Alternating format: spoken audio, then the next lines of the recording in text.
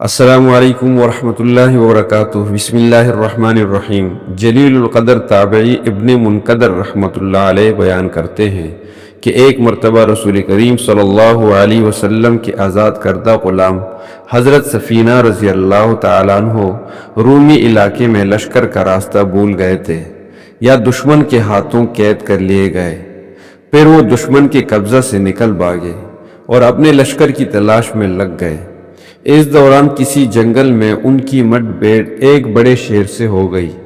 انہوں نے نہ صرف یہ کہ خطرناک شیر کو سامنے دے کر بھی اپنے اوسان بحال رکھے، بلکہ اس کو اس کی کنیت کے ذریعے مخاطب کر کے کہا، اے ابو حارث، میں رسول اکرم صلی اللہ علیہ وسلم کا آزاد کردہ غلام ہوں، اور میرے ساتھ یہ واقعہ پیش آیا ہے کہ میں اپنے لشکر سے بھٹک گیا ہوں، یا یہ کہ دشمن کے ہاتھوں قید ہو گیا تھا۔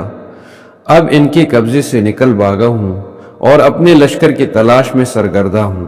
شیر یہ سنتی ہی دم ہلاتا ہوا، جو کہ جانور کے مطیع اور فرمانبردار ہو جانے کی علامت ہے، ان کے پہلو میں آ کر کھڑا ہو گیا، اور پھر کسی طرف سے کوئی خوفناک درندے وغیرہ کی آواز آتی تو شیر اس کی دفعہ کے لیے اس آواز کی طرف لپکتا اور پھر واپس آ جاتا۔